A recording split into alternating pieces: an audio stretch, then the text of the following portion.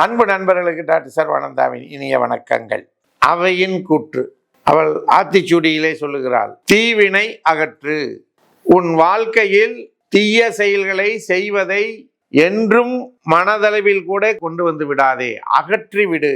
அது உன் வாழ்க்கையிலிருந்து அகன்று விடும். நீ நல்லவன் என்றே போற்றப்படுவாய் என்று அவை சொல்லுகிறாள். நல்லது நண்பர்களே, அடுத்து நம்மளுடைய சப்ஜெக்ட் ஹோமியோபதி. ஹோமியோபதியில ஜென்ராலிட்டிஸ் டாபிக்கை பார்க்க போறோம். ஃபோகி வெதர் அக்ரவேஷன், பனிமூட்டமான வானிலை.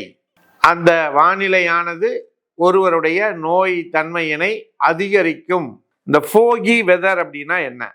வளிமண்டலத்தில் நீர்த்துளிகள் அல்லது பனி படலங்கள் இவைகள் கலந்து பார்வை திறனை குறைக்கும் வானிலை நிலையாகும். நம்ம பார்க்கிற பார்வையுடைய திறன் அப்படி பளிச்சுன்னு தெரியறத பளிச்சுன்னு தெரிய முடியாத நிலைக்கு குறைக்கும். அதான் ஃபோகி வெதர், பனிமூட்டமான இது அப்படின்னு சொல்லுவோம். நீங்க நம்ம மலைப்பகுதிகள்லாம் போகும்போது பார்த்தீங்கன்னா அந்த இரவு நேரங்களில் அந்த பனி மூட்டங்கள் இது பண்ணி ரோடே தெரியாம போயிடும். புரியுதுங்களா?